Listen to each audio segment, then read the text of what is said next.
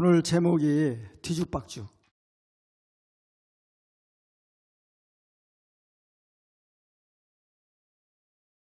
여러 가지 단어를 생각할 수 있어요. 뒤죽박죽하면 뭘 떠올릴 수 있습니까? 혼잡하다, 압대, 혼돈, 무질서, 어디가 앞인지 어디가 뒤인지 어디가 위에인지 도무지 알 수 없는 이 성격. 남자를 여자로 하고 여자가 남자로 하고, 그럼 이 세상 모습이 온통 다 비정상이에요. 정상이 없어요. 오히려 정상이 바보가 되는 세상, 비정상이 옳은 거야, 거짓이 옳은 거야, 진리가 잘못. 이렇게 지금 뒤죽박죽 엉켜있는 상태 살고 있어요.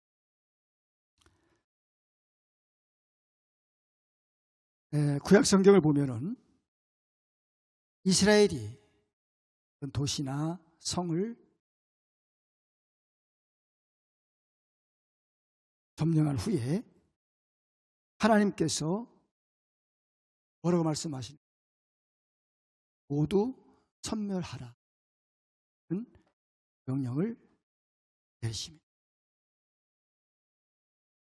그 중에 특별히 가나안 7 족속을 다 멸해버리라는 을 내리십니다. 참 어찌 보면 이해가 안 되죠. 어린아이까지 할 것 없이 다 죽이라. 같이 살면 서로 이렇게 섞여가지고 살면 얼마나 좋겠어요. 네? 다. 코로나 전염병이 전 세계를 뒤덮은 시절이 어떻게 지냈습니까? 코로나 때문에 너무 많은 고통을 받았어요. 너무 어려웠어요. 그리고 많은 사람들이 죽었습니다. 그때 집계로 나타난 사망자 수가 700만. 예. 집계되지 않은 것까지 포함하면은 2배가 넘는다고 얘기들을 하고 있습니다. 그냥 갖다 묻었어요. 광우병 아세요? 유럽 전체를 휩쓸었던 광우병. 모든 소들은 다 생매장을 해야 돼요. 구제역 아십니까? 구제역. 이 광우병 구제역 조류독감 내내 같은 거죠. 다 그냥 반경 10km, 20km, 30km 멀쩡한 것까지 전부 다 죽여야 돼요. 다 갖다 묻어야 돼요. 왜 그렇게 해야 됩니까? 뭐 때문에? 좋은 전염병 때문에. 어쩔 수 없었어요. 그냥 갖다 묻어야 돼요. 생매장 시켜야 돼요. 어쩔 수 없었어요. 전염병 때문에. 여러분, 하나님께서 왜 가나안 족속을 다 죽이라고 그렇게 하셨을까? 그것은 그 안에 뭐가 있습니까? 바알적인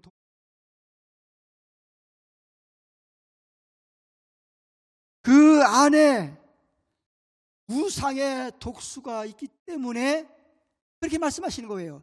그 독이 너희들에게 퍼지면 안 되니까, 바알의 독수가 너희들에게 퍼지면 안 되니까 죽이라고 말씀하시는 거예요. 암세포는 초기에 바로 인정사정 볼 것 없이 제거해야 합니다. 그냥 두면은 온몸에 전이가 됩니다. 결국 그 암이 누굴 죽여요? 나를 죽입니다. 그렇기 때문에 인정사정 두면은 안 되지요. 누가 사정을 두겠습니까? 누가 봐주겠습니까? 암세포를. 여러분, 하나님의 명령을 쫓지 않던 이스라엘, 불순종한 이스라엘, 결국 영적 코로나, 영적 광우병, 영적 구제역, 영적 암세포가 다 퍼지고 말았어요. 명령을 쫓지 않았던 이스라엘 백성들, 그들은 이렇게 모든 이스라엘 백성들에게 영적 암세포가 다 퍼졌어요. 결국 이스라엘 백성이 어떻게 됩니까? 하나님의 선민으로 살아야 되는데 이제는 그 선민 없어지고 가나안 족속과 똑같이 그렇게 되어버렸다는 것이죠. 가나안 족속과 다를 바가 없이 그렇게 되어버렸어요. 선민? 이제 똑같이 우상을 섬기고 똑같이 바알을 섬기는 그런 백성들로 그렇게 되어버렸다는 거예요. 지금의 우리 기독교인 모습과 하지 않습니까? 사랑하는 여러분, 그 위대한 솔로몬, 지혜왕 솔로몬, 그 솔로몬이 말년에 실패한 원인이 뭘까? 타락의 원인이 뭘까요? 그것은 바로 잡종과 섞었습니다. 우상과 섞었습니다. 열왕기상 11장 1절에 보니까 솔로몬 왕이 이방의 많은 여인을 사랑하였으니 그렇게 말하고 있고요. 2절에 보니까 솔로몬이 그들을 사랑하였더라. 3절에 솔로몬은 후궁이 700명이요 첩이 300명이라. 여인들이 왕의 마음을 돌아서게 하였더라. 4절에 보니까 솔로몬이 나이가 많을 때에 그의 여인들이 그 마음을 돌려 다른 신들을 따르게 하고, 9절에 보니까 솔로몬이 마음을 돌려 이스라엘 하나님 여호와를 떠남으로 여호와께서 그에게 진노하시니라. 사랑하는 여러분, 과연 교회의 매력이 뭘까? 교회의 생명력이 뭘까? 성도의 매력이 뭘까요? 큰 건물이 교회의 매력일까요? 아니면 많은 사람들이 그것이 매력일까요? 아니면 물질이 많은 것이 매력입니까? 큰 건물, 큰 아파트, 많은 돈, 그것이 교회의 매력이고 성도의 매력이고 그것이 생명일까요? 아닙니다. 그게 교회의 매력이 전혀 아닙니다. 전혀 아닙니다. 아무리 큰 게 웅장하게 교회를 건축했다 하더라도 그것이 교회의 매력이 될 수 없습니다. 교회의 매력은, 교회의 생명력은 바로 따라합시다. 순수성이다. 순수성입니다. 순결성의 순결. 성도가 순수성을 잃게 되면 결국 어떻게 되는지 아세요? 타락할 수밖에 없어요. 호세아 아내 고멜, 그는 음란한 여인이었습니다. 호세아 1장 2절을 한번 보실까요? 시작. 여호와께서 처음 호세아에게 말씀하실 때 여호와께서 호세아에게 이르시되 너는 가서 음란한 여자를 맞이하여 음란한 자식들을 낳으라. 이 나라가 여호와를 떠나 크게 음란함이니라 하시니. 호세에게 말씀하시다. 너는 가서 음란한 여자를 맞이하여 음란한 자식을 낳아. 호세는 예수 그리스도를 상징하고, 또 고멜은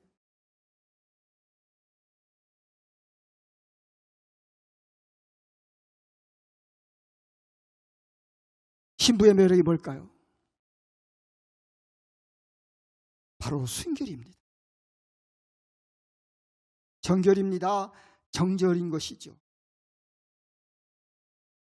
부부가 서로, 아내가 남편의 마음과 생각을 하나도 안 빠지고 다 모조리 다 알고, 남편이 아내의 마음을 다 알고 하면은 과연 제대로 살 수 있을까요? 어느 가정이 그 멀쩡하게 존재하고 있을까요? 남편의 마음을 다 아는데, 남편의 생각을 다 아는데, 인의 마음을 다 아는데, 다 생각을 다 아는데 어떻게 살 수 있어요?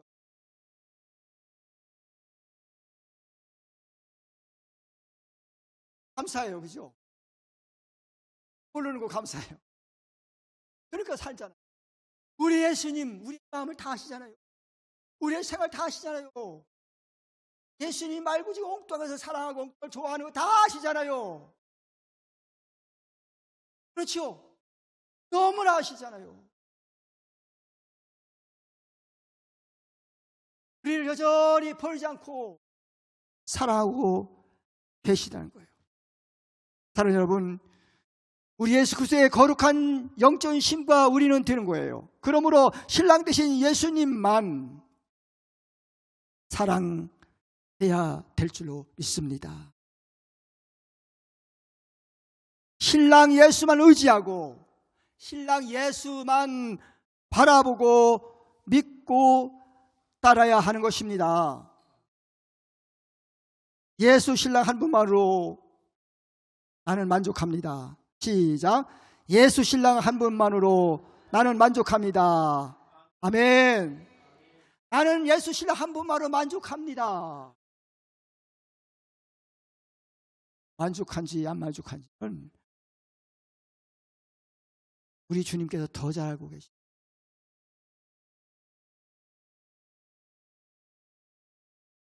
요한일서 2장 15절 16절에 이 세상이나 세상에 있는 것들을 사랑하지 말. 세상에 있는 것들은 육신의 정욕과 안목의 정욕과 이세의 자랑이니 이건 다 아버지께로 쫓아온 것이 아니요 세상으로 쫓아온 것이. 이 세상도 그 정욕도 지나가되 오직 하나님의 뜻을 행하는 자는 영원히 거하느니라 그 말씀합니다.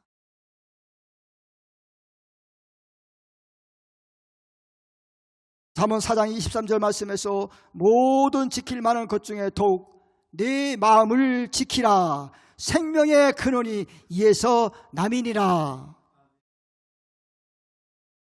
예수 신부인 여러분들이요, 여기저기 기웃거리면 안 됩니다. 세상에 마음을 주면 안 되는 거예요. 세상을 잉태하면 안 됩니다. 육신의 정욕, 안물의 정욕을 잉태하면 안 됩니다. 욕심의 탐욕을 잉태하면 안 되는 것이에요. 그러면 죄를 낳게 되고 악을 생산하게 되고 멸망에 이르게 됩니다. 믿음에서 떠나게 되는 것이에요. 그러므로 걱정, 근심, 고통의 인생을 살게 되는 거예요. 좌절의 인생을 살게 되는 거예요. 낭만의 인생을 살 수밖에 없습니다. 실패의 인생을 살게 될 수밖에 없습니다. 디모데전서 6장 10절 말씀에 돈을 사람이 일만하게 뿌리가 되나니 돈을 탐내는 자들은 미혹을 받아 믿음에서 떠나 많은 근심으로써 자기를 찔렀도다. 돈을 사랑해서, 물질을 사랑해서 좋은 것이 하나도 없어요. 내가 돈을 사랑하고 내가 물질을 사랑하면은 그것이 나를 사랑하는 게 아니야. 그것은 돈은, 나는 돈을 사랑하는데 돈은 나를 결코 사랑한 적이 없어요. 나를 많은 길을 끌고 가요. 이놈이 나쁜 놈이죠. 야고보서 1장 15절 말씀에 욕심이 잉태한 즉 죄를 낳고 죄가 장성한 즉 사망을 낳느니라. 사랑하는 여러분, 두 마음을 부으면 안 되는 것입니다. 오직 신랑 되신 예수님만 사랑해야 될 줄로 믿습니다. 그래야 복음을 잉태하고 복음을 심어야 합니다. 생명을 낳아야 되는 것입니다. 그러나 사탄은 율법주의의 미끼를 사용해서 교회를 약화시킵니다. 그리고 우리 성도들을 비참하게 만들어요. 8절을 한번 봅시다. 8절 시작. 에브라임이 여러 민족 가운데에 혼합되니 그는 곧 뒤집지 않은 전병이로다. 에브라임이 여러 민족 가운데에 혼합되니 그는 곧 뒤집지 않은 전병이로다. 여기서 전병은 우리식으로 표현하면 빈대떡이나 부침개. 저도 가끔 이 부침개를 해봐요. 근데 어떻게 하다가 또 다른데 잠깐 신경 쓰다 보가 미처 뒤집기를 못했어요. 그러면요 탄다가나 아이고 하고 가서 봐보면 이미 밑에 새카맣게 타버렸어. 그건 전혀 먹을 수가 없어. 버려야 돼. 그런 거 한두 번 다 겪었지. 여기 있는 분도 다 겪은 거야. 뒤집기를 얼마나 잘하냐에 따라서 이게 맛이 아주 노릇노릇 이렇게 구워야지. 이게 뒤집기를 안 하면은 먹을 수가 없어요. 한쪽은 타고 한쪽은 설익어서 전혀 먹을 수가 없습니다. 지금 이스라엘 백성이 뒤집지 않은 부침개에 같다고 말씀하고 있어요. 그러니까 한쪽은 뭐예요? 종교적인 위선이 가득해서 설익은 상태, 종교 행위가 가득해서 설익은 상태, 그리고 밑바닥은 다 까맣게 타가지고 세속화 돼버린 상태, 결국 세상 사람과 똑같이 타버린 상태를 말씀하고 있는 거예요. 이것이 이스라엘의 실상이었습니다. 반쪽은 타서 못 먹고 그리고 반쪽은 헐익어서 못 먹고, 그게 이스라엘의 모습, 우리의 모습 아닐까요? 요즘에는요 정말 참 기독교인 그리스도인을 만나기가 쉽지 않습니다. 어떻게 보면 긴 것 같기도 하고 어떻게 보면 또 아닌 것 같기도 하고 아리송한 그런 모습을 우리는 볼 수가 있어요. 갈라디아서는 율법주의의 문제점을 다루고 있습니다. 율법주의의 가장 강력한 독수가 뭘까? 바로 예수 그리스도의 십자가를 무효로 만들어 버린다는 것입니다. 다시 말씀드려서 율법주의는 율법도 지키고 복음도 지키고 두 가지 다 해야 된다는 논리죠. 복음만으로 안 된다는 거예요. 십자가만 안 된다는 거예요. 우리의 어떤 행위가 좀 있어야, 그래야 구원이 완성된다, 이렇게 말하는 거죠. 십자가는 부족하다는 거예요. 복음만으로 부족하다는 거예요. 두 가지가 다 있어야 된다는 그런 논리죠. 즉 다시 말해서 십자가만으로는 부족하다, 이렇게 주장하죠. 따라합시다. 율법주의는 인격체이신 하나님을 신뢰하는 것보다 자신의 종교적 행위를 신뢰하는 것을 말한다. 인격체이신 하나님을 신뢰하는 것보다 자신의 종교적인 행위, 그것을, 이게 율법주의예요. 다시 말해서 예수님 자신보다 예수님에 대한 헌신을 신뢰하고 마음의 상태보다 외부적인 복종을 강조하고 인격체신 성령님보다 규례와 규칙을 신뢰하는 것을 말하는 거예요. 이게 율법주의입니다. 그렇다면 율법주의가 왜 사람들에게 그렇게 매력이 있을까? 왜 여기서 벗어나지 못할까? 그것은 사람들에게 자부심을 주기. 내가 무엇을 했다, 내가 무엇을 했다, 이런 자부심, 이것이 발도하는 거예요. 내가 기도를 나는 하루에 몇 시간씩 한다, 나는 성경을 몇 독 했다, 다른 사람들 어떻게 했다 막 그런, 나도 성경을 좀 읽어야지. 어떻게 한두 처음 했어요. 그때는 이분이 좀 라고 나도 처음에 마음이 이것이 율법주의에 잘못하면 걸려드는구나. 50도 다양할 수밖에. 이게 내가 무엇을 이 자부심이 맞죠. 이게 막 그냥 막 나오는 거예요. 자랑하고 싶어가지고 드러내고 싶어가지고 막 나오는 거예요. 폼 잡는 거죠. 폼 잡는 거예요. 그리고 사람들에게 어때요? 인기가 있잖아요. 아이고 집사님 5뚝 했다고 10뚝 했다고요? 야, 아이고 권사님 아이고 하루에 2시간씩 3시간씩 기도하신다고? 아이고 참 나는 그렇게 대단하시다. 역시 믿음 좋은. 인정받잖아요. 그렇죠? 여러분 율법주의의 대명사 하면은 바로 누구를 떠올릴 수 있습니까? 성경에서 바리새인들을 우리는 떠올릴 수가 있습니다. 누가복음 18장 9절 12절 한번 보시겠습니다. 누가복음 18장 시작. 또 자기를 의롭다고 믿고 다른 사람을 멸시하는 자들에게 이 비유로 말씀하시되 아멘.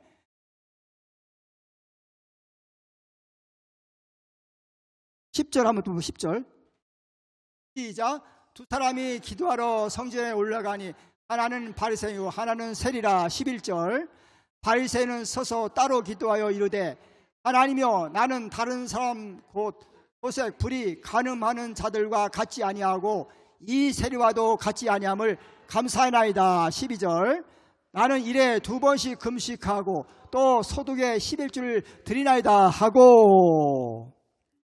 여기서 율법주의의 3가지 모습을 볼 수 있어요. 첫 번째 9절입니다.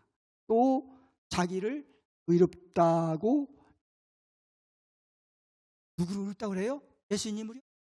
자기가 의롭다. 나가 의롭구나. 자신을 의롭다고 여기는 행위, 이것이 율법입니다. 사랑하는 여러분, 나의 공로로 나의 의는 전혀 없습니다. 예수의 피밖에 없는 줄 믿습니다. 오직 예수의 피밖에 없습니다. 예수의 십자가밖에 없어요. 나의 의는 전혀 없어요. 나의 공로는 전혀 없어요. 구원받은 나의 공로는 아무것도 아니에요. 아무것도 아니에요. 0.001%도 거기에 섞을 수가 없어요. 100% 다 주님의 은혜로 구원받는 거예요. 두 번째 율법주의 11절 나는 다른 사람들 곧 토색, 늑탈, 강탈이죠. 불의, 간음하는 자들과 같지 아니하고 이렇게 기도하고 있어요. 다른 사람들의 잘못을 기억하고 있잖아요. 아이고 이게 율법주의의 특징.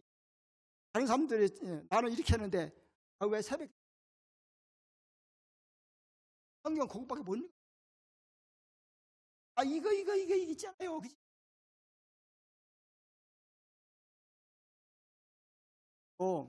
그리고 자꾸 잘못을 어떻게 해요? 지적해요. 비난하고 심지어 이런 태도로. 이게 율법주의의 모습이에요. 세 번째 12절 나는 일에 2번씩 금식하고 또 소득의 11주를 드리나이다. 이게 하나님께서 행하신 일보다 하나님께서 은혜 주셔가지고 한 그 일보다 자신이 행하는 일에 초점을 맞추고 있다는 거예요. 이게 율법주의의 모습이죠. 여러분 율법주의는 처음에는 자부심이 굉장합니다. 목에 힘주고 폼 잡고 자랑합니다. 그러다가 자기 마음대로 안 되잖아요. 그러면은 실망해요. 이렇게 했는데 이 정도로 기도했는데 이렇게 열심히 했는데 왜 안 될까? 왜 응답이 없을까? 실망해요. 마음의 자부심을 따라주지 않는 환경, 그렇죠? 육신의 한계 때문에 그만 절망하고 분노하게 됩니다. 나중에는 하나님 앞에 절망하면서 울부짖게 됩니다. 원망과 불평을 쏟아냅니다. 하나님 너무하십니다. 너무하긴 뭘 너무해? 예? 하나님이 그럴 수 없나? 그럴 수 없긴 뭐 그럴 수 없어. 네가 그럴 수 없지. 네가 너무하지. 그러면서 하나님도 10년 동안 기도했는데 하나님 이렇게 봉사하고 이렇게 헌신하고 이렇게 충성하고 먹을 거 못 먹고 입을 거 못 입고 그냥 죽도록 충성하고 헌신. 근데 오는 게 이게 뭐예요? 왜 이 문제가 이렇게 계속 안 해결? 원망과 불평을 쏟아. 아니 다른 사람보다 내가 기도 많이 했고 다른 사람보다 더 열심히 그렇게 헌신하고 그렇게 했는데 왜 그렇습니까? 이게 안 되면 이제 막 불평을 쏟아내죠. 여러분 율법주의는 늘 예수님과 충돌해요. 예. 율법주의는 늘 예수님과 충돌하고 복음과 충돌하고 십자가가 충돌하게 돼 있어요. 바리새인들 그랬잖아요. 늘 예수님 가는 곳에 바리새인 따라다니면서 예수님이 그들의 질책을 받아서 항상 예수님 혼났어요. 늘 바리새인들 저 예수 언제 저거 죽여야 되는데 십자가 못 박아야 되는데. 그래서 바리새인들이 늘 예수님이 눈에 가시였어요. 그러다가 결국은 어떻게 합니까? 십자가에 못 박혔습니까?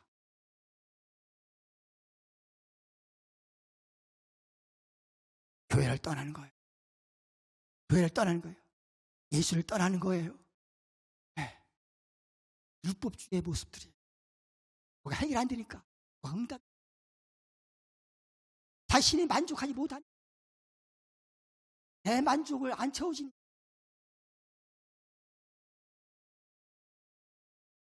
율법주의. 사랑하는 여러분, 우리가 명심해야 할 것은 처음부터 마지막까지 예수 그리스도 십자가 외에는 능력이 없습니다. 예수 그리스도 십자가 외에는 죄와 사망에서 우리를 구원할 수 없습니다. 예수 그리스도 십자가 외에는 영원한 심판과 영원한 멸망과 영원한 저주에서 우리를 구원할 수 없습니다. 그러므로 오직 십자가밖에 없습니다. 십자가밖에 없습니다. 우리의 행위, 우리의 공로 없습니다. 우리의 의 없습니다. 그것까지 되는 게 아닌 것입니다. 십자가 은혜밖에 없습니다. 오직 예수의 피밖에 없는 줄 믿습니다. 예수께서 이르시되 내가 곧 그분이 은혜의 길이, 그분이 생명의 길이, 그분이 구원의 길이고 그분이 응답의 길이고 그분이 천국의 길이고 영원한 축복의 길인 줄 믿습니다. 그분만이 길이에요. 이 세상에 길이 존재하지 않아요. 길 없이 헤매는 인생들이 얼마나 많습니까? 예수만이 길이라는 거예요. 그분만이 길인 것입니다. 예수 말고 다른 데 따라가 다 망하는 길로 가고 있는 거예요. 다 고통의 길로 가고 있는 거예요. 이걸 잊어서는 안 됩니다. 어떠한 어려움과 어떠한 핍박이 있어도 예수가 그 길을 가시기 바랍니다. 그 길만이 영원한 길이고 진리고 생명이 되는 줄로 믿습니다. 할렐루야. 하나님 아버지 감사합니다.